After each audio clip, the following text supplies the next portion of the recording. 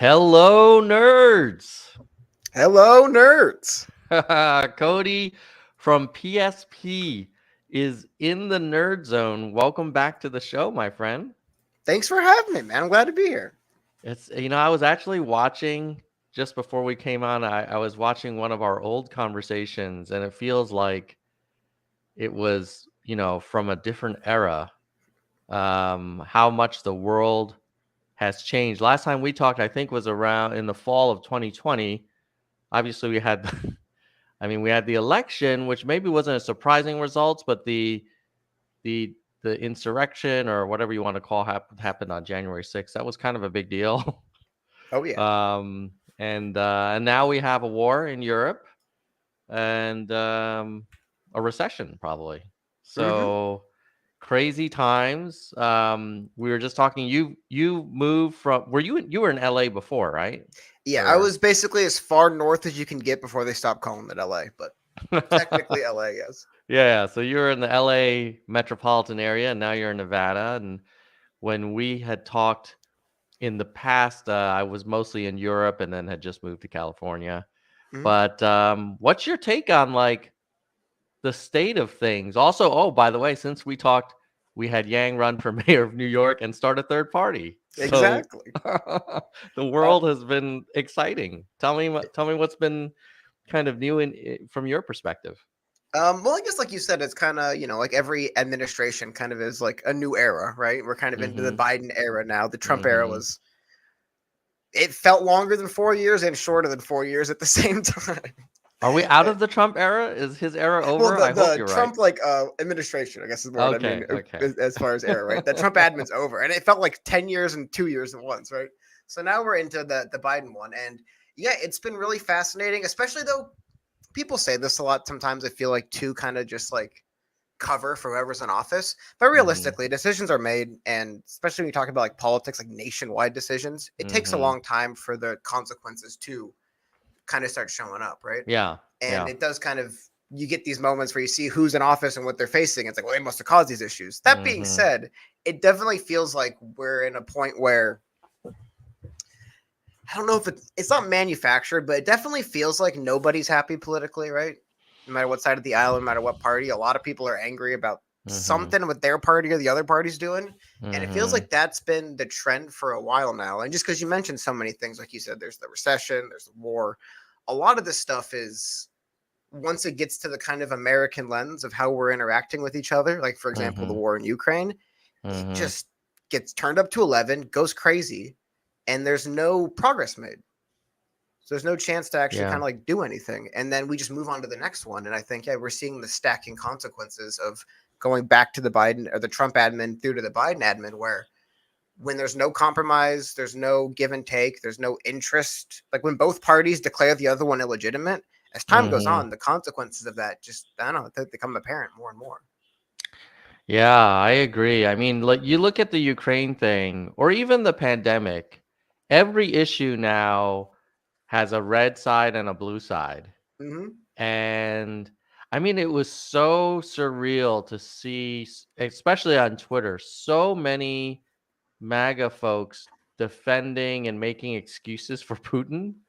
And Yeah. I was like, on what planet are we that American citizens are becoming apologists for like the former head of the KGB? And I think if Biden had taken a different stance on Ukraine and Russia, and let's say Biden was wanted to be more neutral on it, then I'm sure the MAGA folks would have been like, "How dare you endanger the security of the world by not taking a stronger stand for democracy?" But because Biden was pro Ukraine, it was like, well, okay, the other team has to root for the other side, hmm and it feels like every issue, the pandemic, climate change, like these things that you would think should be bipartisan, like what is like maybe even infrastructure. I saw Trump kind of mocking electric vehicles, saying like, "Oh, ha ha ha, they only, you're going to get stranded in the desert." And it's like every issue, there has to be a black and white kind of thing. Well, I think Yeah. sorry to interrupt, but speaking to infrastructure, I believe in the last week or so, the Biden admin put forward a thing. I forgot what it was, but they want to redo some of the infrastructure to readdress the way some of the highways were built. And they framed it as it was to address like racist road construction designed to increase white flight or something. Mm. Right. And again, this is just infrastructure. Mhm. As soon as I read that, I'm like, well, there's about 30% of the country plus that's going to read that and say, you kidding me? That never existed. There's no such thing as racist roads. And then they're probably not going to be in support of this, right? Where it's like, Yeah. we have ways of using language and then also like intentions. No one cares anymore. It's literally just infrastructure. If we just want to make it easier for people to get around, why is it political? But yeah, immediately it becomes this very, you don't even have to read, like I said, more than 2 or 3 lines in. I read that far and I read the whole thing, but I know a lot of people aren't going to read past that. They're just going to get hung up on that, say, that's not real, those don't exist. And then there we go. That's it, you know? I mean, I heard the same thing, something similar with, Trump is under investigation for all this fraud in New York. And his defense is that the state attorney general that's investigating him, that she's racist. And it's like, what? Like you lied on your financial documentation. Like, I don't know why you're accusing her of being racist. Like, that doesn't excuse you from what you did. Mm-hmm. But that's Trump for you. He's always got an answer. Yeah. Well, also it's kind of in a lot of ways that's our vocabulary politically now, you know? Yeah. It's a lot of like just the character of the person accusing me is so low, I don't have to deal with their accusations. But again, like the consequences of that add up where when everyone gets to just deflect and go, are you kidding me? No, they're a bad person. Don't listen to them. Yeah. And that's going on in a circle, right? It doesn't matter like the partisanship. It's just that's the kind of the way we deal with each other politically. Yeah, nothing gets addressed, nothing gets fixed, nothing progresses. Everyone just digs in and says, I don't have to listen to a word you say. And well, when nobody compromises because of that, nobody comes together, nobody changes their mind. We don't have any kind of, it's impossible to progress when nobody's willing to come forward in anything, right? So it's funny. You can go issue by issue by issue. And again, like if people, you look at the articles, I can see in the first, not articles, but when people start talking, you start picking up on some of those kind of firmly entrenched political points people hold. They find a way to the top of a lot of these different political things. Again, things you wouldn't really think would get mentioned, and people will start bringing up random stuff. Like you look at a lot of Republicans running, the amount of Republicans running Congress, probably like city council, they're talking about the stolen election, which is going on almost 2 years ago now, right? It's like, how does it have anything to do with like your local problems, your community's facing, right? But it's because that's their vocabulary right now. That's what you talk about if you're a Republican. Even if, they're talking about the local dam, it gets down to, well, if they didn't steal the election, it's like, what are we talking about here? How does this matter? Yeah, my MAGA brother was visiting and we were having coffee at my house and he said, so aren't you pissed about them coming for your pronouns? And I was like, what are you talking about, bro? Mm-hmm. And he's like, yeah, the radical left, like they won't even let you say he or him anymore. I was like, dude, like you've been here for a couple weeks. Like nobody's like yelling at you for using pronouns. Like do whatever you want. Like what's the big deal? But this is the same guy that was convinced that if Biden won, that Antifa was going to like take over all the suburbs. And there's just a whole narrative that for whatever reason, kind of MAGA media and MAGA influencers dole out. And like I was having dinner with my MAGA mom. I have a lot of MAGA folks in my family, interestingly enough. And we were talking about, I was like, well, surely we can agree that you should not have dozens of boxes of top secret stuff in your basement. Like if you leave a company, you don't take stuff with you. Like you leave it there. And her answer was, well, but what about Hillary? Didn't Hillary have emails? And I was like, well, you spent like 5 years screaming about lock her up because of that. So now your guy does it like in spades, and we have the evidence. So why is that okay? And it's just here we are, right? That's America in 2022. You just attacked the legitimacy of them. Hillary was illegitimate. What does it matter? It's all what anything is. And it's like, dude, you can't run a country this way by just constantly saying the other people are illegitimate. It's like, well, you have to work with them. All right, whether they're legitimate or not, they're the person in the office. You have to work with them somehow. And yeah, no. Yeah, it's like if everybody does that, then every side is going to be able to point to some time in history when the other side did something wrong, Hmm. or at least is accused of doing something wrong. And then we can't get anything done. Yeah. And any area of disagreement is like, oh well, that guy was a never Trumper, or that guy's a anti MAGA. It's like, okay, Yeah. whatever, dude. Like now we can't agree It's on anything. well, sorry, but just Well, slowly you see the institutions kind of grind to a halt because yeah, every yeah, institution at some point gets into that battle. Nobody moves. yeah. And so whether I mean it's a little aside, but you notice even like look what's going on with like the latest round of like Marvel movies. They were Mm, 10 years ago, they couldn't be bigger. Everyone was better mm, than the next. Now, part of it's fatigue, but I wonder if part of it's just this constant battle and every institution gets there and things just kind of slow down a bit. You don't get that creative process moving anymore. You kind of get this weird stalemate political argument. Everything has to run through that lens. People mm-hmm. are, they don't hate it, but it's not Captain America and the Avengers the way it was before. It's just kind of like, man, it's all right. Yeah. Because yeah, you don't have that freedom anymore. People aren't moving forward and compromising together. It's just these constant headbutts. So tell me about PSP. I noticed that y'all aren't uploading as often, and I get No, it. Um, yes. but tell me, like, what's the rationale, and are you guys going to be doing more later, or what's the thinking? I mean, as a card's kind of off doing his own thing right now. I keep trying to drag him in, but he doesn't want him. And then for Hmm. me personally, I think kind of what we've been talking about is I've been, trying to do more. I've been doing live streams a little bit here and there, not a whole lot though. So I'm go looking for him. But yeah, I found whenever I try to get through and do stuff, I'm running into the same kind of problem we're discussing now, where it's like I could talk about something, but I know exactly what's going to happen, right? People Yeah. are just going to butt heads. They're going to fight over the same 3 or 4 words they don't like the other person using, and there'll be Hmm. no moving forward anywhere. And it gets to a point where I did just kind of get really discouraged with it, where I'm just like, well, here we go again, right? Like this is going to happen. You can about 80% of people predict the general reactions, left or Hmm. right, whatever, even whatever position they have, and then nothing gets addressed, nothing gets fixed, and we just move on to the next thing. And I just got burned out on that. I'm like, I'll try to put something together, and then a few days later, I realized, like, yeah, I mean, no one. That's just done now. Like, people will never compromise or move forward. I remember the last thing I was kind of looking at was what was going on. I think the Green Party, I believe it was North Carolina. I might have the state wrong. Um, Hmm. ran into an issue where they were going around attempting to get on the ballot. They wanted to have their candidates on the ballot, so they needed Hmm. to get petitions. Hmm. They went around, got the petition signed, and then the local Democrat Party did what I would only describe as mafia tactics to basically get them removed off of it.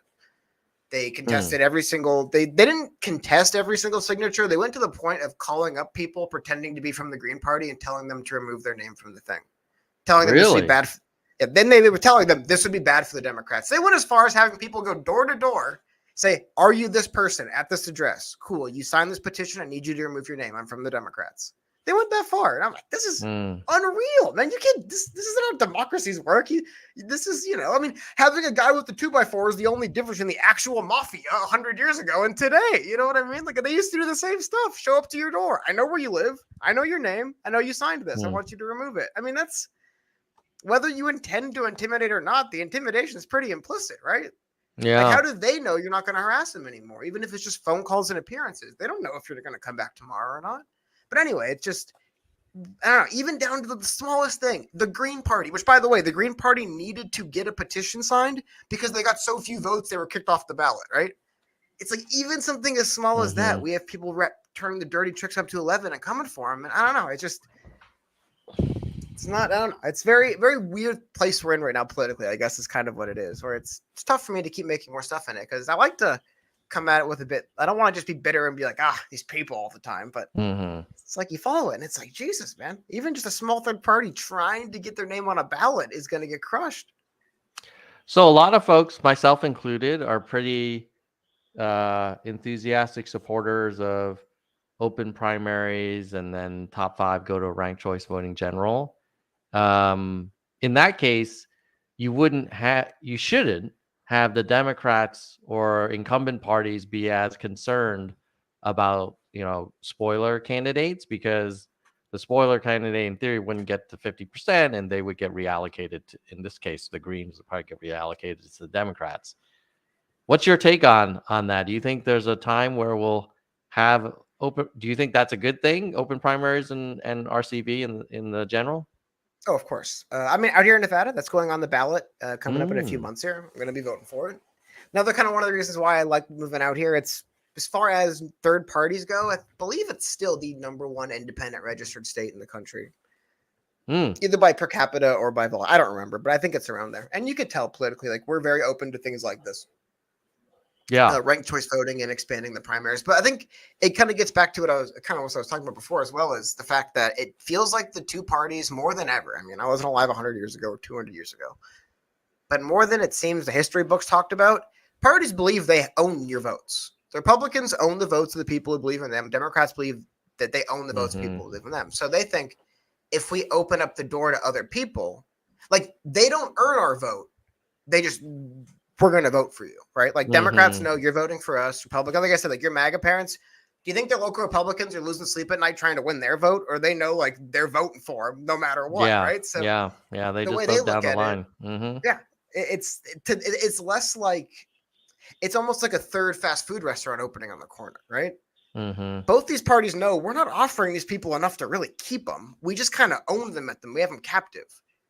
If you open the door to a few other options and just let them look around, I mean, if a party, just especially locally, right? I mean, a lot of local parties like Democrats and Republicans get so tied up. Like I said, Republicans talking about the election being stolen. Like you're running for some county role in the middle of the. Why are you talking about this, right? It's same with Democrats. But imagine if a third party springs up that's just local issues for local seats. They're offering something to voters. They're not just kind of arrogantly insisting they deserve your vote because I know the election was stolen or I know that Trump did it. It's like they think that they can just promote this way, speak this way, and then have your vote. It's just theirs. They don't have to offer you anything anymore. They told you they agree with you on the big issues of the day. And then everything else, whatever, man. Don't worry about it. Like locally, we're going to make things better. Don't worry about it. I need to go up to DC. So I think they see the threat of somebody coming in, not offering that and offering directly things to the people. You know, it does. I do share your frustration with the incumbent parties often talking about kind of issues that aren't really relevant to the local communities, but they rile people up. I'm definitely frustrated by that. Um, I also think those parties only talk about those things because it works. Like it gets people activated. And it reminds me of one of my favorite movies, Gladiator, where the Roman senators were talking about like, oh my God, like this emperor is doing this week of games and it's just like barbarism. And one of the senators was like, like this is what the people want and they will love him for it. And so I wonder how much do voters have a responsibility in creating this environment, because those politicians wouldn't be talking about the pronouns and taking away your right to say Merry Christmas and all this kind of like stuff if voters didn't respond well. And voters, like, it's kind of red meat for a lot of voters, right? It is, but also it's the only game in town. Like again, Mm-hmm. that's why they're so threatened by a third party. Imagine if there was a political party that was like showing people it's not this though. Like, you have one guy standing up there like they're taking your pronouns, another one's like we're gonna lock Trump up, and a third one's like, Mm-hmm. hey, like we have some serious infrastructure problems in this county. Mm-hmm. Like when no one's saying that, the other things are more effective. And I think in a way too to kind of I do think the parties are a little bit insecure and that's why they're so defensive, but you could see it. I mean, they do not want other voices being heard on their level.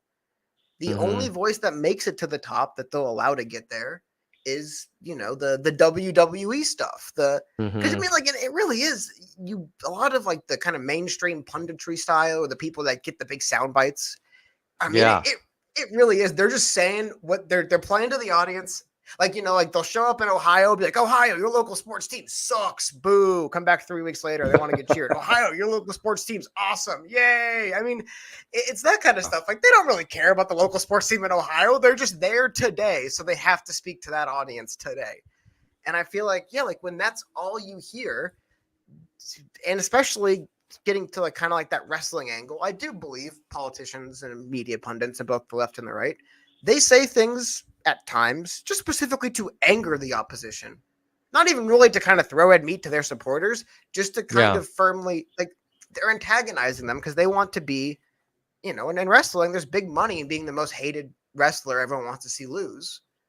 Well, when you keep your name in headlines, because Republicans are constantly writing, oh, this person wants to they want to take your pronouns away. Your name's in headlines. People are going to support you. It builds your brand. So it creates this insanely toxic environment where just paying lip service to one out of one side of your mouth and then just saying things directly to antagonize people is probably the quickest way to the top. So every now and then I go to Sean Hannity's Twitter account just to kind of get a read on the pulse of like the MAGA, I guess, brain trust.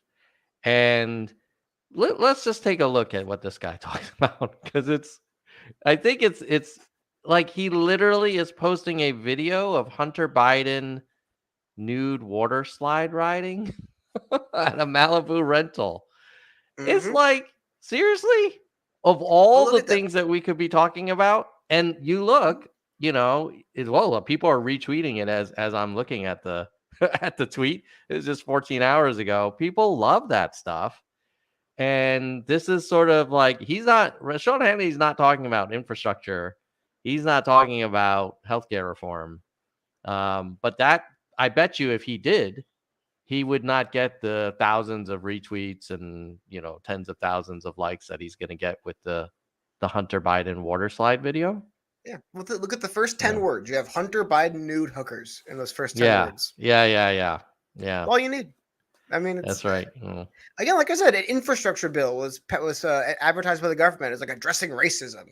It's like, I think you could just fix the roads, man. And then you could say that, like, yes, also there was some, additional context, but it's like, you could, at some point you can just fix the roads, Yeah. Everything doesn't have to be, let's bring a whole massive national debate to this. Like, no, you could just make the infrastructure better. Now, one thing that I actually, in a strange way, acknowledge that DeSantis and Abbott, I guess, in Texas, have done is really force a harder conversation around immigration. And I feel like it's very polarized now, to the extent that you've got one side that's like, build that wall. And then you've got another side that says, we should be as humane and, support whoever, is in seeking help. And, I just do the math, and like there are going to be tens of millions of dislocated people, probably because of climate change, in the coming years. And no country has the resources to provide for all the people on the planet. And but nobody really is talking about immigration reform. They're just talking about, the Republicans will say, well, look, Kamala doesn't get it. She says the border's secure, blah, blah, blah. But that's all they'll do. There's no comprehensive plan from the Republicans, as far as I can tell. And then the Democrats will say, wow, look how inhumane the Trump administration was, putting people in cages and that kind of thing. And then it's just sort of this, that side is worse than my side, and yet nobody's proposing anything to do anything about it.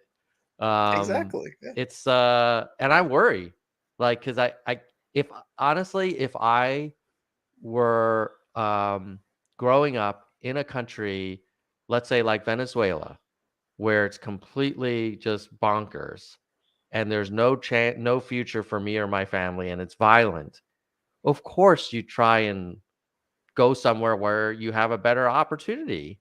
So I don't blame the migrants, but I also feel like any country needs to have some organized way of handling immigration, and we don't. No. Well, again, like I kind of was speaking to before, it gets back to that. Yeah, like there's these constant stalemates in our Yeah. institutions where, like, a lot of people, you think about just the immigration, like you said, the numbers thing never gets brought up in general because it's just, yes, ideally, America would feed and clothe every person on the planet, but just the numbers wise, we have to figure out with what we Hmm. actually have resources for, who can we help, and then you need to know who you can't help with your resources so you don't leave them, which is unfortunately happening a lot in America right now.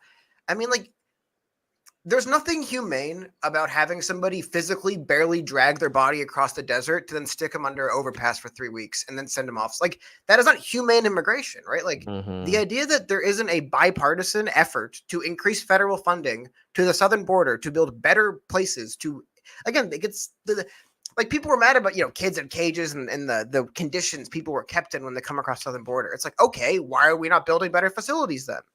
Why Hmm. is that not? Because, yeah, I think at a certain point, the idea that people are going to come through the southern border, whether through legal channels or not, just going to happen. It's too big. Building a wall might be, but how about instead of building a wall to keep them out, we build massive, Ellis Island style centers to process immigrants and funnel people into it, so they're coming into the country in a humane way, right? They're Mm. coming in a dignified way. They have a place to stay. It's not just, all right, look, we got to get through 1,000 people today. We're gonna put you in a tent out in that field till we figure out what to do with you. I mean, that's not a dignifying way for people to enter America. And for millions or thousands to millions, that's kind of what's happening. Yeah. They're barely getting across the border one way or another because it has to be done illegally. And then they get here, and then it's like, all right, well, go to the camp. It's like, I don't know. To me, that's just a very kind of like, you think how big and wealthy and caring America's supposed to be, and it's like that's a lot of people's first impression. They get met by border patrol and sent to basically a FEMA camp. Like Hmm. that's America to them. You think about immigrants, they used to come on a boat, they'd see New York City. Ellis Island, I don't think was the greatest place of all time, but still, I mean, you're coming into a place to be processed officially. You're into one of the biggest cities in the country. You have the people coming in now from the southern border. Yeah, you get led across the desert and then you're basically detained by police. Like, that's how people are coming into Hmm. this country. And I don't know. I think if we can't stop people from coming in, we can at the very least spend money, which we do every day anyway, to make it at least very least close to humane and dignifying when people do get here. Hmm. I mean, you saw that latest stunt where they sent people to Martha's Vineyard, but Yeah. Yeah. I feel like there's a part of it where they're trying to highlight that, where they're like, look, we don't have enough places to keep people. Like, at a certain point, people are just ending up under overpasses and tents. It's happening. There just isn't enough Hmm. space. There's too many people coming. Well, why are we not spending money to make it better for those people? Yeah, it's a tough one because I do worry that the demand for spots is just going to be exponentially greater than our capacity, Mhm. and I think more humane and organized processing is needed, and I do think we need to come to the reality that most people will not be allowed to remain and should not be allowed to remain Mhm. because the society cannot support the needs of an unlimited number of people. Oh, exactly. As humane and good-hearted as Americans are, I think it's just I mean, Ellis Island, like those times we needed a lot of labor, and it was much more kind of organized, and it was coming through like very managed kind of choke points. But with the southern border and lots of people with nothing to lose, and very little to gain if they stay where they are, like it's just incentives. Like I don't blame, I do not blame the migrants at all, but I Mhm. also know that there's going to be an increasing number every year because it's so difficult where they currently are. Well, I think that's where You what know. America should be doing, and they aren't, as far as I can tell. That is why America should probably. I mean, why are we better and closer allies, and we have closer ties, like developing in countries that aren't literally connected to? Like, we Yeah. spend so much money building roads. Like, why aren't we building roads in Argentina, Brazil, places where it's like, yeah, if one, two countries are kind of rough in South America, Latin America, like, Hmm. why don't we have a few that are like the America of South, like like America and Brazil or America and Chile or whatever, Yeah. to kind of like alleviate again, because at that point it's, I don't know, it feels like almost a dual good if we do help build up countries. I know we've tried and we have a pretty poor track record of choosing who to trust to run other countries. Hmm. But still, I would think, because obviously what the other issue is, and kind of why I would like to see it increase in official processing, is because once we get a real head count and we know how many people are actually coming in, it's easier to turn people away, because it doesn't have to be just an on or off. It Yeah. could be, this is literally the number we can take in, and anything above this number we cannot do. So we need to find places in Mexico or other places in the, in this hemisphere, people are just kind of able to go on land to be nice places to live, right? I don't know why America can't help invest and build up in other countries that share a border with it, or or one or two borders away. It feels like it helps everyone.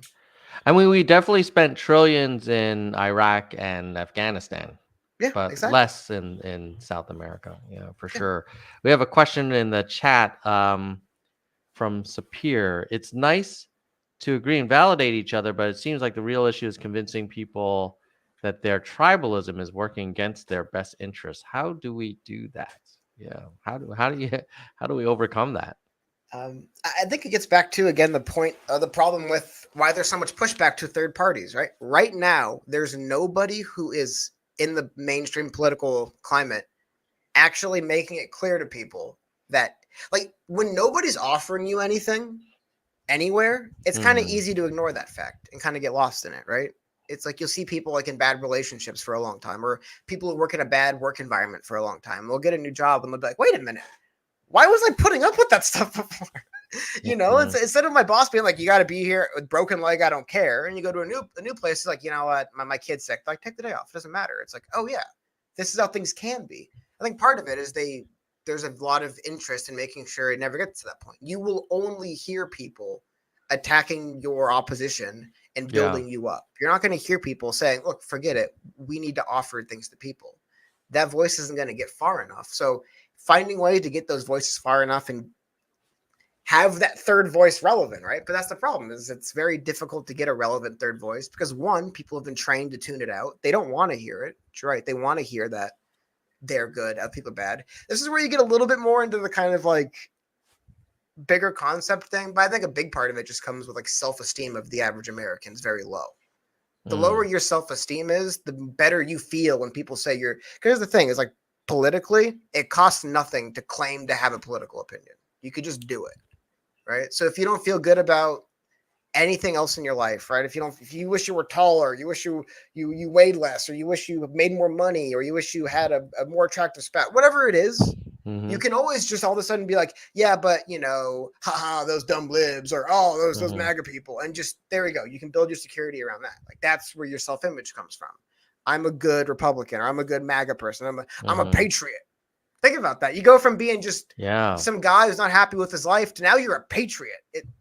It works, man. But I think it's when you have enough people's kind of just natural, like, their insecurity gets high enough, building them up by telling them that they're fighting for the good. I mean, telling these, think how many young leftist people view themselves as revolutionaries. I wonder how much of it's because their self-identity is tied up in fighting for good, as opposed to being underemployed, maybe have student debt. You know what I mean? Instead of building your identity around that, you build your identity around, I'm, saving the world, man. And those people are trying to stop us. Yeah. I mean, I watched a Trump rally a couple weeks ago, and there definitely is a theme of, like, he comes out to "Proud to be an American," that song, right? Which immediately is like, hey, everyone in this rally, like, we're the ones that love our country. And the implication is that other side, they hate this country, and we are the patriots. We are the ones that want freedom. And that means the other guys, they're a bunch of communists or whatever, radical leftists that are going to, take your suburbs and your pronouns. And you definitely, and then the chants of USA, which I always find so strange, in that, like, well, you're one American political party. Why are you claiming the flag and USA as like your official chant? Like, are you suggesting that somehow, like, Joe Biden's like from another country? Like, what is this? So yes, I do agree that the parties benefit by increasing the sense of pride from each side. So on the Democrats, they'll probably say, hey, we're the smart ones. We're not those crazy MAGA people, right? They love And on saying the that call it educated white people vote for Democrat. They love throwing that one out there all the right, time. right, It's like, what are you right. saying when you say that? Yeah, yeah, yeah. So there's definitely a little intellectual snobbery on the left. And then on the right, you've got whatever Trump is, however you describe Trumpism. So tell me something on Yang's Forward Party. Do you see what's your prediction? I know we've predicted Seahawks games before, but what's your prediction on whether the Forward Party will be a meaningful influence?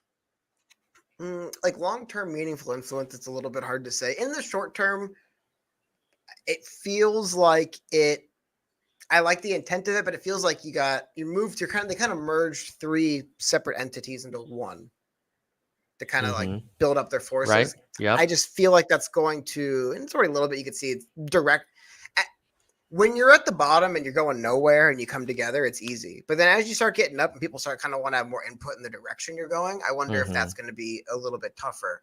Where not everyone's going to agree on everything. And, being the party of compromise and saying, reason will prevail. It's one way, but at a certain point, people are going to start, they're going to start wanting to get their points across. So I am concerned with that, but I do believe, again, just getting another voice out there, just putting another thing on television to show people that there is another way of approaching politics. It is not just you're entering the American political war, choose your faction. It's like there's a way to actually see who's offering things.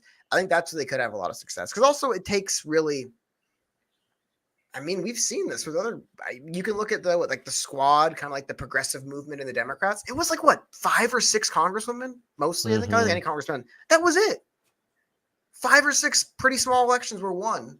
And there is now this national voice. There's basically celebrities in government who are pushing this forward. I think with the kind of Forward Party and this idea of having third parties, it could be similar. A couple Congress people that are really good in front of a camera and know how to work social media. And suddenly, every single day, people are asking questions. The Democrats and Republicans, they're forced to answer questions all the time. Well, you have someone in there who said this.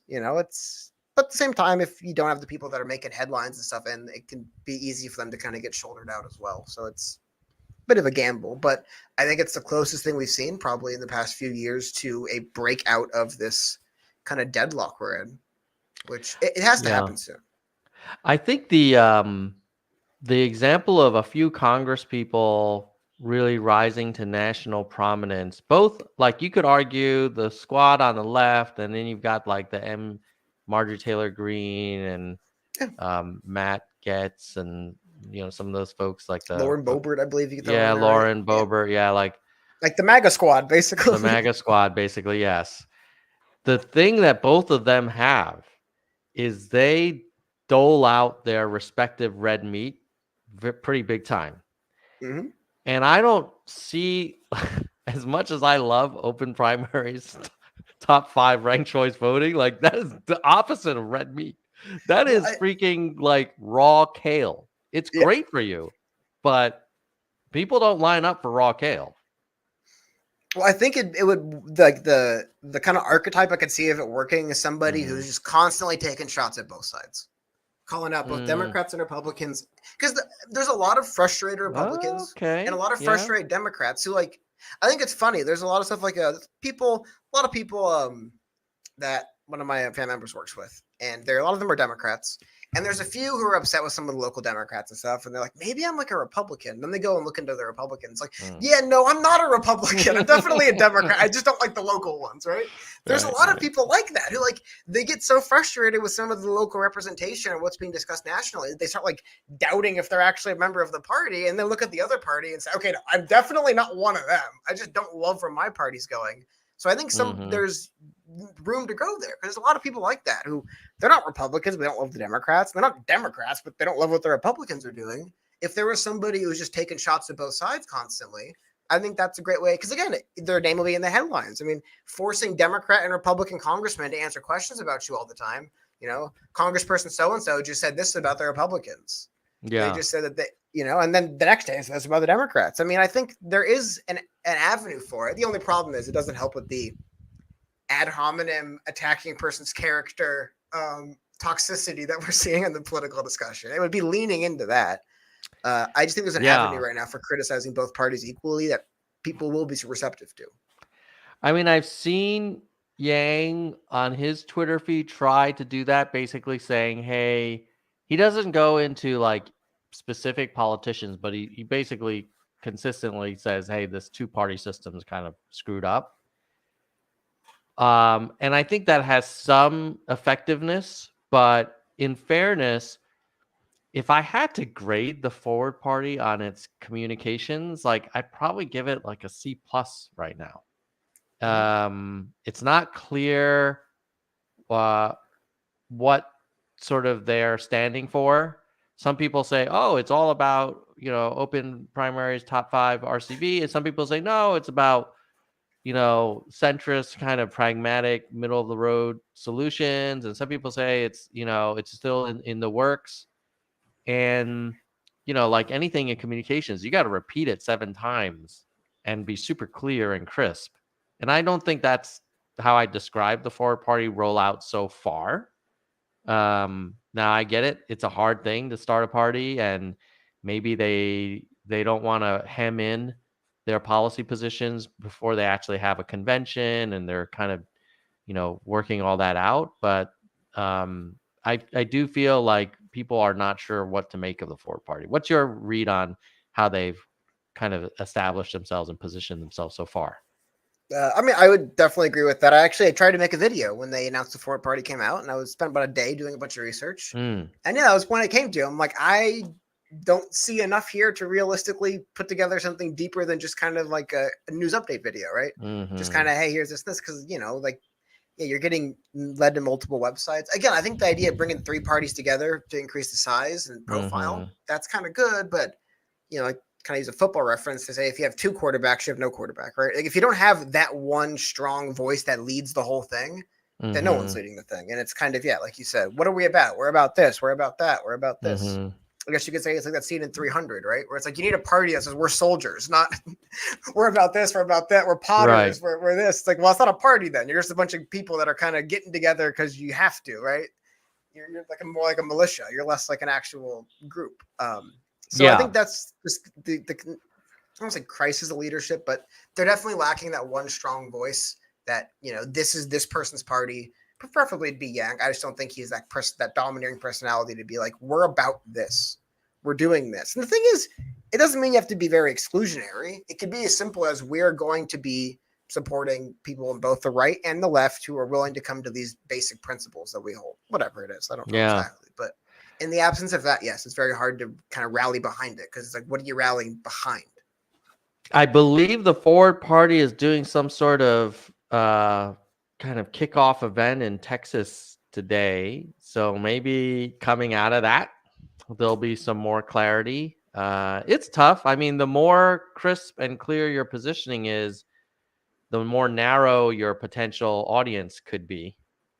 But, I feel like they have maybe lukewarm but broad curiosity right now, but that doesn't turn into wins. Like, you could almost argue, if you just stick with the election reform stuff and you just get a couple of congressional districts where you get a winner there, like, or state houses, and then where you can actually implement more open primaries and RCV, like that would probably do more than trying to be a national party with a position on every hot topic. But I agree. Yeah. Well, that's what I mean. Like, more of like a general, like, look, if you are going to run for office and you don't want to declare Democrat, you don't want to declare Republican, we're here for you. And then just having some basic filtering where it's like, we're not here for everyone. Yeah. If you want to make a dog the president, this probably isn't the right party for you. Yeah. But if you're basically someone who wants to be like a local representative and you feel like neither Democrats or Republicans are representing people there, but yeah, it's tough. I mean, again, right now with what people like, the best lane probably is going to be just becoming very antagonistic and attacking Democrats and Republicans all the time. Because I mean, which isn't Yang's kind of MO. No, it's really not. Because you'll notice, because I just follow a lot of right and left wing media, whenever anyone who's considered to be like a left-wing comedian is critical of the Democrats, it is the top headline on every single right wing news. Yeah, Like if yeah, Bill yeah. Maher, even who at this point it's been like years of him criticizing Democrats almost consistently, it's still front page news for Republicans. Bill Maher said, "What about the Democrats?" So Mhm. there is still this novelty and this excitement to people who aren't necessarily on your side noticing what you're noticing. People love that feeling because Yeah. they know that, like, you know, when Lauren Boebert goes out there and says something about the Democrats, it's like, well, you know, that's her brand. Like, she is completely incentivized to say this all the time. You kind of, it doesn't feel good. You know, it's like seeing somebody who isn't a fan of your favorite sports team. Be like, no, you got a good team this year. Because, you know, fans Yeah, every year, we right. got a good team this year. I Yes, think there is yes. that kind of aspect where people can see someone saying, like, I'm not a Republican, I'm not a Democrat, but the Republicans are doing this wrong locally, and the Democrats are doing that wrong locally. You do have an audience there for that. Right. And that would require Yang or whoever the Forward Party spokespeople are to criticize both parties on a specific thing. Mm-hmm. And thus far, I've only seen them criticize the notion of two-party duopoly, which I agree, but it's too theoretical. Like, if you really want, like we were just talking about, you'd need to be able to say the Republicans are not coming up with a humane way to manage immigration, and the Democrats are not coming up with a way to secure the border in a way that's organized and, efficient. But the moment you do that, the risk is, at least for the Democrats, I think particularly, Yang will be looked at as, oh wow, he's just like, burning the whole house down, and and it'll reinforce the whole accusations of him having like ultra nationalist, white nationalist supporters and all this Yeah. crazy stuff, right?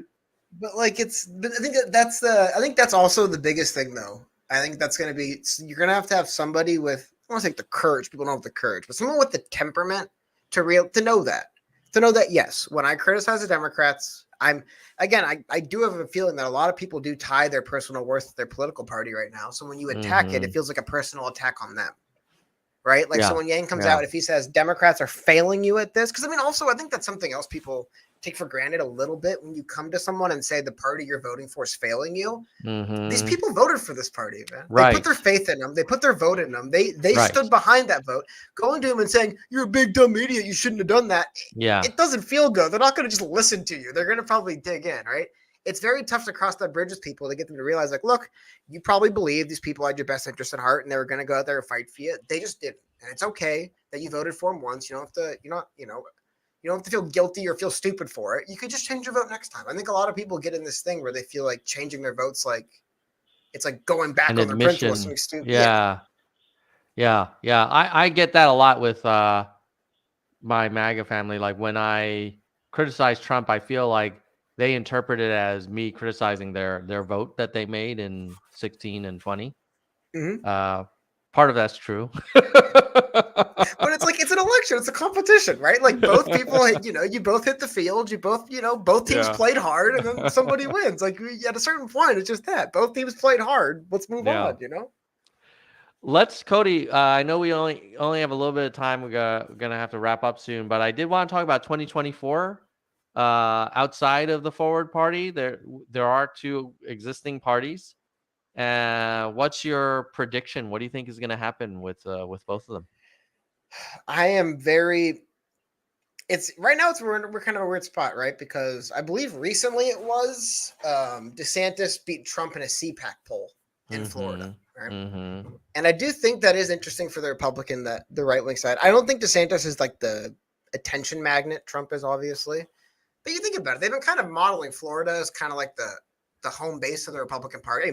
Trump literally had like Delaware right now is kind of the unofficial home for the Democrats, with Biden going back and forth there so much.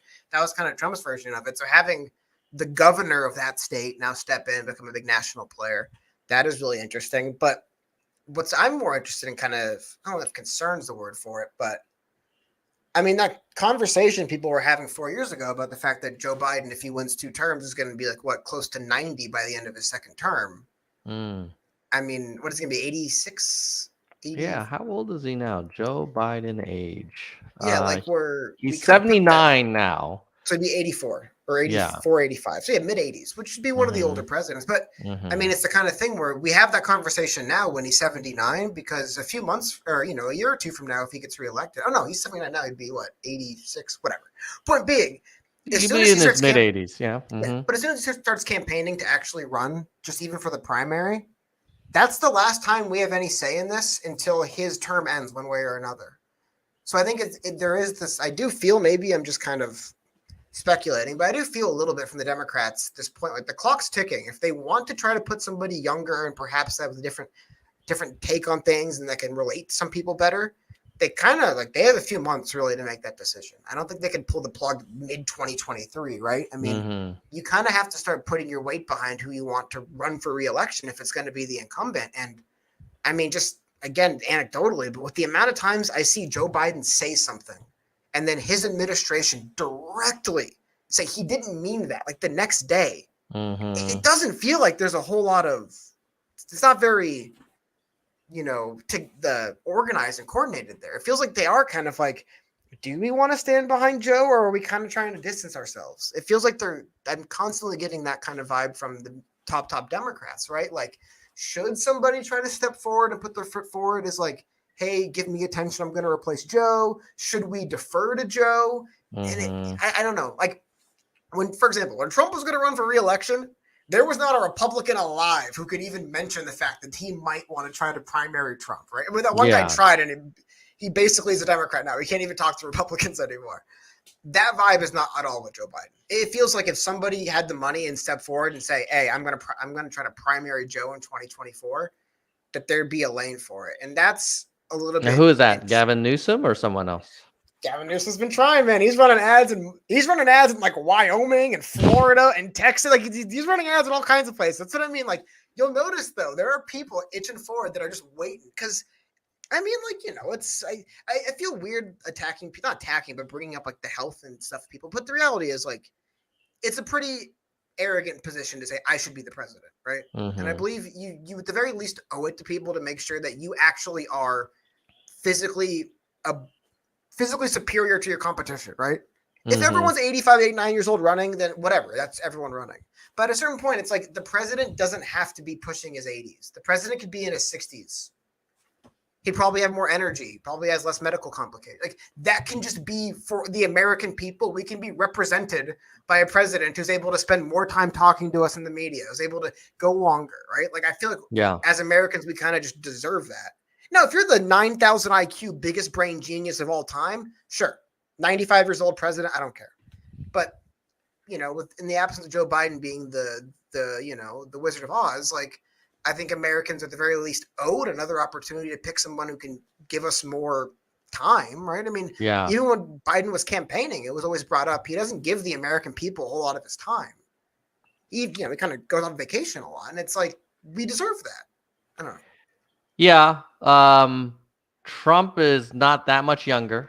He's 76. Yeah. Well, that's fine. I'm not saying we should vote for Trump either. That's what I mean. Like, the Republicans do have people like DeSantis and maybe Abbott where they are in that. Yeah, like a Newsom DeSantis battle would be kind of interesting. I think, unfortunately, that would be a really rough one though, because I lived in California, you live in California. I definitely think if both states go on trial, Florida will win more moderates. Because Florida, like, it's not like California really. I mean, even Orange County is kind of gone. Like, California doesn't really have a whole lot of like Republican strongholds that are massive that represent the state. I believe Florida still does have some blue areas. There's still people that vote blue and live in the state of Florida and can stomach it. Whereas California, you just see there's considerably less on like a year by year basis. So I think if the entire election just becomes basically Florida and California are on trial, I think Florida would edge out like middle America, kind of like people who aren't on both coasts, right? California definitely has that image. I mean, they're like, but if you drive even where I am an hour east, it doesn't look like, Nancy Pelosi land. Like, there's definitely there's a lot of farmland. Yeah, there's a lot of like rural areas out there. Yeah. But the But I mean, there used to be, even though just like 2014, right? Like Orange County was like red. Now it's kind of like those like larger metropolitan, like basically the people that are kind of seeing what the national media or the local media was saying about California and didn't like it and are leaving. A lot of those people went to Florida. A lot of people went to Texas. Yeah. And Yeah. I think that would be the one hiccup with Gavin Newsom. Like, because another reason too is you have two governors running. The only reason why it gets to this point, right? You have the governor of Florida and the governor of California. So their resume is basically their states in the time they've been the governor, right? I mean, that's kind of all you're basically running for president on. I was the governor of this state. Now I want to be president. And I mean, I do not think Gavin Newsom can say, I've been in charge of California for, was it X amount of years, 4 to 8 years or whatever it's been. Or I think four to five. I don't know. Everything's past 2020 is kind of like a little bit of a time condensed. But I don't know if he could stand there and say, this is my resume, this is what I've done, and really win over a lot of people who don't live in California. Yeah. Because I mean, there is stuff that needs to be cleaned up and fixed there still that they're kind of lagging on. And it's So he became governor of California in 2019. So he's only been there 5 years. a few years. Not 5 years, 3 years. But you know, like when Mitt Romney ran, I don't feel like Massachusetts was the focus. It was more, you know, him versus Obama on a variety of things. I think what I like about Newsom is he's feisty and he's pretty telegenic. And I think he is like, he and DeSantis would really be fun to watch sparring.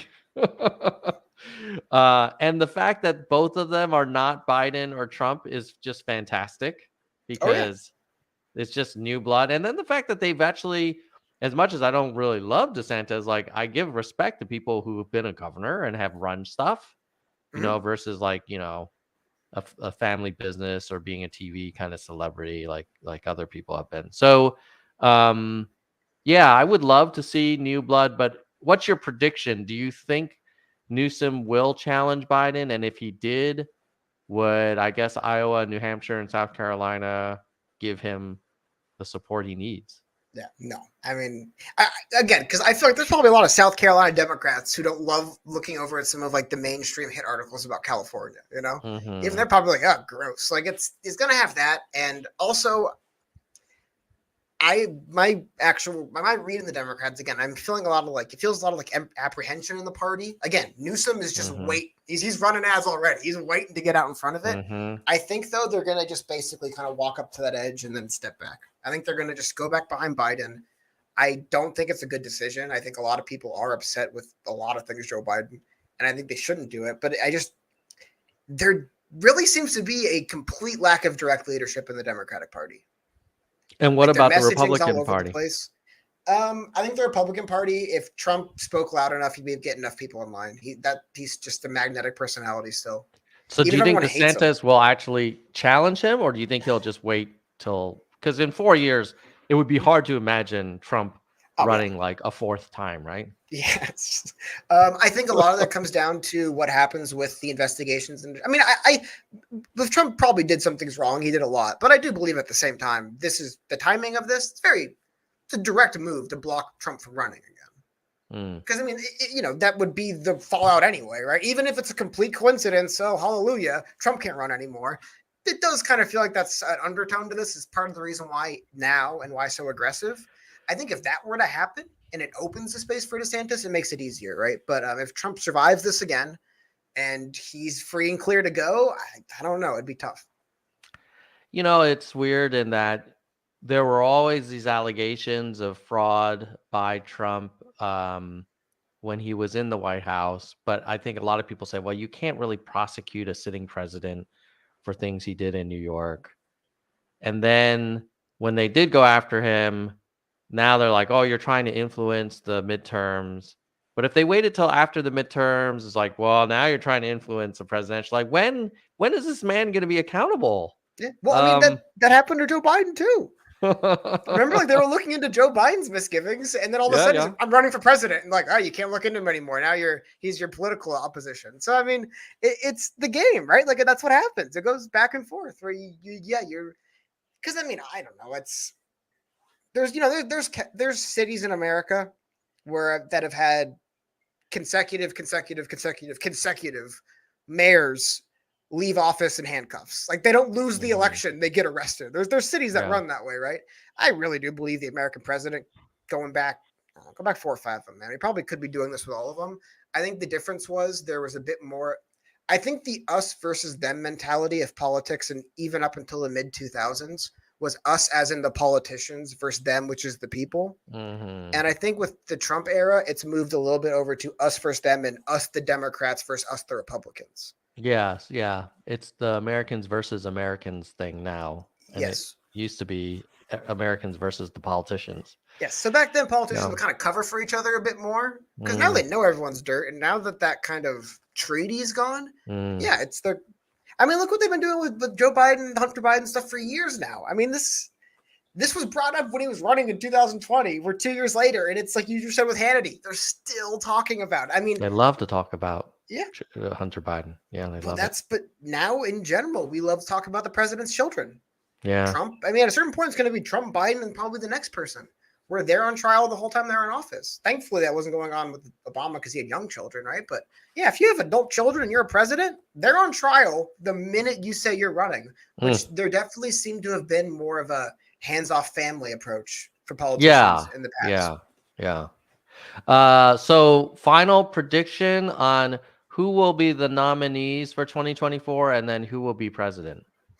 I honestly think the Democrats are going to drag their feet and get stuck with running Joe again. And I think he wins. I think the Republicans, if Trump legally can win, he'll get the people behind him to win the primary, right? If he can legally run, he'll win the primary and then probably lose out in the general again to Joe Biden. I think running Trump would be a big mistake for the Republicans, but I think there's just nobody strong enough in the Republican Party to say no to him. He is too big of an audience, too much pull, too much media attention. I mean, the Republicans could try to run someone against Trump, and Trump could literally just go to the middle of Iowa, stand on a street corner, and start yelling at a speaker, and he would get news coverage over anything the Republicans are trying to do, right? So he's always going to be able to just suck up the media, and I think that's going to really hamstring the Republicans from doing anything. And if Trump gets the nomination but loses the general, will he concede?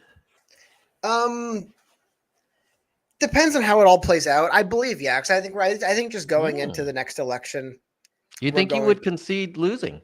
Oh, because it depends. I mean, it is like the 2020 election. It was unprecedented and weird. Like that one really had a lot more space for calling shenanigans and funny business than I think elections before or after will have. Right. I mean, we went from using something a system of voting that wasn't. You could vote absentee, people did it, but it wasn't like the voting by mail wasn't the biggest thing to basically overnight this election. It's one of the main ways we're doing votes. So people aren't used to it, right? Like people weren't the way the votes came in. Because I remember on election night, we were doing a live stream and we were just kind of like, shoot, looks like Trump won. Like they have more votes to count, but it looks like he's leaning in the big states. And then we turned it off. And then in the morning he lost. That wasn't par for the course for presidential elections leading up to that, right? Generally, we kind of knew who won more or less on election nights. I think that whole way it went opened the door. We're going into 2024 if we have more traditional kind of in-person voting. Also, just 6 years now of really kind of normalizing and getting vote by mail a more, like a part of the election you have to actually consider as a candidate. Because I think part of it's that candidates didn't even if you were a professional politician or a political operative or like a think tank person. The impact of those ballots was a question mark. We hadn't seen it on this scale in an election yet, right? So I think all of that just opened the door for questioning it to the degree he did. Because Hillary tried questioning in 2016. There just wasn't all this extra ammo. Yeah, I mean, I'm sure she did question it, I remember, but I don't think she questioned it in the way that he did by saying, hey, this is a fraud and we need to take our country back kind of thing, and go march on the Capitol. No, she went she said though that the Russians actually the Russians control America. But the point is though, because there wasn't the additional wrinkles to the voting process that were kind of new, they were just new. Like there wasn't a track record of this. There wasn't people had no experience with this. I think because of that, it made it easier to say the whole thing was fraudulent. And then it snowballed out of control because 2020 was I think also that 2020 was a year from what? pandemic really ramped up in full, I would say, beginning of 2020, like Marchish, Mm-hmm. right? Yeah. Things were kind of baking bread at home and doing push-ups at home for about a month or two. Then the country basically lost its mind for about 6 months. I mean, things got out of control there for a while. Mm-hmm. I think all of that played into, in a year of first, an unprecedented year. We had a global pandemic, we had lockdowns, we have constant protests, we have riots, we have all this stuff happening. It made it easier to push that at the end of 2020. I just feel like in 2024, it will be a little bit closer to a traditional presidential election. Just a little bit, enough where it's harder sell to people that an unprecedented, complete, fraudulent election took place, right? There was enough new things people weren't familiar with where if you pitch that to people, some latched on. I think if you try it in an election where we're more familiar with this stuff, they'll be like, we've been doing vote by mail for like a lot of elections now, right? Like, it's not like this is the first big one. This will be multiple midterms and presidential in 2024. Whereas in 2020, it was like not a lot of people did it. Suddenly, almost everyone has to do it. And that alone is enough to kind of open that door in people's heads. Like, well, maybe some funny business did happen. So yeah. But now we know that if there was funny business, that the Trump folks had plenty of 60 court cases where they were able to make their case and bring evidence, and his own attorney general says there was no fraud. It was the most secure election ever. Exactly. So I think it'd be harder to say. I do think you're giving Trump credit. Maybe he will concede when he loses in 2024. I mean, this is a guy who also said that the Iowa caucus was rigged and was fraudulent when he lost to Ted Cruz. I mean, he has a pattern of, he's like one of those people, like you may have friends or family, like they never admit they're wrong. I feel like Trump is in that category. Like it's never him. It's always something else. But he will concede. He will not claim that he lost fair and square. But he will concede to be like, look, I lost. But I think he'll do, instead of saying the election was fraudulent, more impossible to prove stuff. They ran unfair stuff about me. They lied about me. I think he'll go more that route. Like, I lost unfairly because people lied about me, as opposed to I refused to concede the election because it was stolen. Right? Like, yeah, he won't just say, shucks, I tried my best. But he will use the L word. He will say, I lost. I think also he is a very, I don't know if emotional guy, but he seems like the kind of guy where maybe he thought that first one was stolen. But I think if he lost a second time and it at least appeared a little bit more fair and square, I think it'd be a big enough hit to his ego where he'd be kind of ashamed enough to be like, all right, I'm just going to bow out. Like, this sucks. I thought that people loved me. I honestly think that's why he pushed so hard about the election being stolen. I think he was convinced the people loved him. So when he lost, he was like, impossible. People love me. I think that's why he was like, he couldn't even like conceive the fact that he just lost the votes, because he's like, but everyone loves me. They lie about me. But if you don't believe the lies, you love me. And so when he saw firsthand that, it wasn't like that and that he was just the president and a lot of people switched their vote over to Biden, I think that was kind of like an ego shock where he really dug in. I think if it happens again, it's the kind of thing where you kind of go like, all right, shoot. I guess they all right. Well, Cody, this is now recorded in internet history. I'm going to have you back on in November of 2024. And I hope you're right. I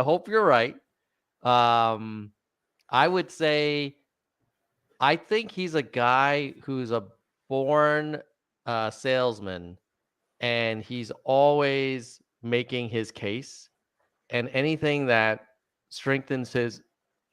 weakens his argument, he will try and attack, irrespective of the facts.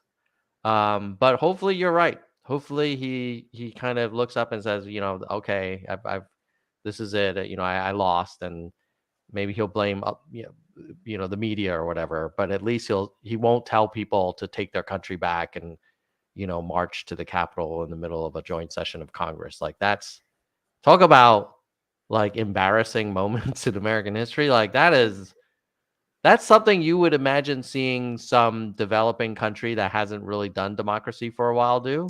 I believe Azerbaijan, it happened, right? Just a few. Was it Azerbaijan? It was a country in like kind of like Western Asia, I believe, a few months ago. That's what happened. They literally stormed the president. I think it happened in Sri Lanka as well.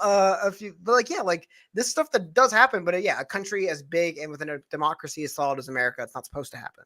It's not supposed to, especially when we always talk about the Constitution and how important the Constitution is, then you cannot at the same time disrupt a constitutional process.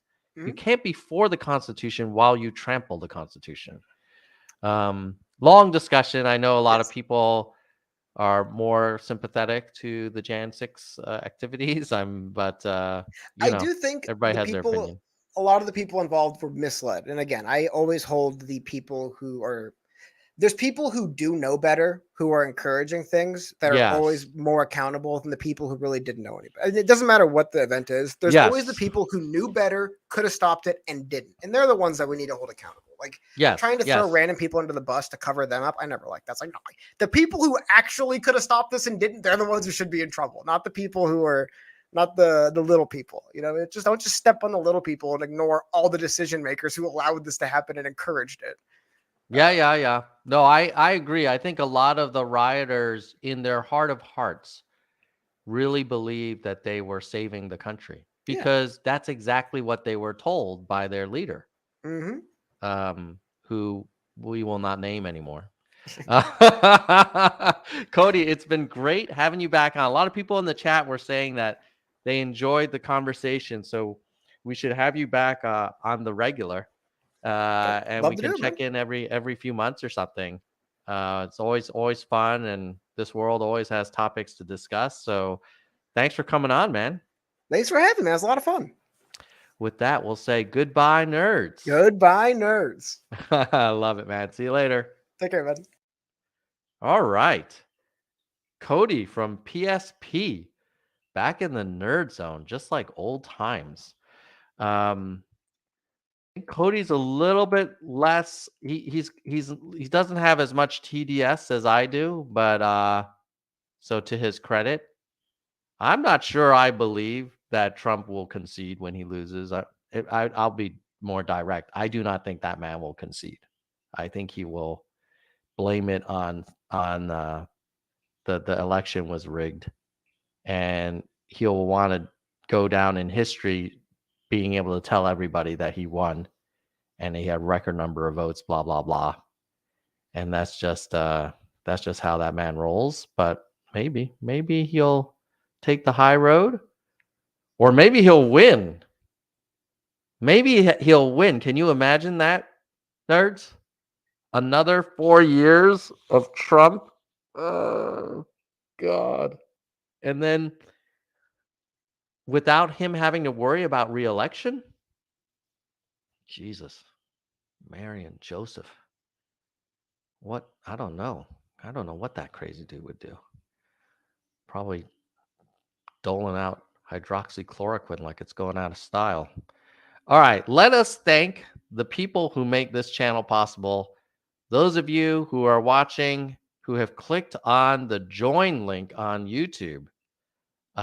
Elizabeth Norris was saying, hey, the new camera is looking good. The picture sharper. I always used to complain about my old camera, so I upgraded it. How did I do that? Partly because of people like Soldier One, a senior vice president of the Nerds for Humanity channel, and highest level supporter we have. Thank you, Soldier One. And then at the VP level, we have Kristen Slevin and Bike. Kristen has been with us almost 3 years, and Bike almost 2 years. You guys are OG nerds. Then we have the hardcore: Gene, David, DK, Jackalego, Kirsch, Mr. History, Mona, Vaughn, who's in the chat, Yang, Robert, Dean, Statner, Galessa, Jay Perrin, AH, Dana, Jason, Parth, Daniel, and Mickey. And thanks to StreamYard for allowing us to use their streaming services gratis. So appreciate that. And then our verified entry level. If you have not joined and you've been thinking about it, now's a good time because it's only $1.99 a month and you cancel anytime. Like, you support more nerd content. Lisa, Albert, Brandon, Arez, Sophia, Doris, Emerald, Ben, Rasta, James, Emma, Elizabeth, Ira, Shoni, Doctor, Jameson, William, Karen, Arden, Zemery, Mai, Brittany, Warren, Wana, Lucky, Kevin, Nell, Mercy Ann, Toby, Jeremy, David, Nicholas, Mike, Aurora, Lisa, N, and channel has been deleted. Hopefully, channel has been deleted renews. I don't know how that works. But who are our youngest nerds overall? They are N. Carter. Channel has been deleted. Aurora Borealis and Lisa Mans, less than 2 weeks old. And our oldest members overall. Looks like our first member that joined was Lisa Childress, and then Jean, and then Kristen, and then Albert, Brandon, Arez, David, all in the 32 months ago. So thank you for supporting the channel. Helps pay for our podcast hosting fees and some of our other software licensing fees. I also want to give some shout outs and highlights to ofthepeople.us, and just let's see who's trending there. Our most recent guest, Marcus Flowers, is the trending candidate on OTP, ofthepeople.us, based on most recent approval votes. And you can learn more about Marcus. He is challenging Marjorie Taylor Greene for her seat in Georgia. He's an Army veteran, very interesting and impressive guy. You can even watch my interview with him from the OTP page and then see what he's been tweeting about. And then you can also see some other candidates that are similar based on approval voting patterns that we're observing on ofthepeople.us, which is a nonprofit and is completely volunteer powered. And the costs of the people are defrayed by our Patreon supporters on Of the People. And the patrons of the People, in order of support, are Eric Sanchez, Elizabeth O, Tony P, Rockout, Iggy C, Aaron S, John P, Rob, Timothy J, Jessica G, Trickle Up, Muhan Z, Travis C, Austin B, Mai Z, and Dylan H. So we're going to be, it's been hard over the summer to get our volunteer crew all together, but we're probably in the fall now. We're going to try and get the Ask Me Anything capability added to Of the People. And then also probably enable the ability to archive candidates who are no longer running or may have ran and lost, so that you can still see who was listed before. And anybody who wants to check it out, just go to ofthepeople.us. With that, I'm going to say goodbye, nerds.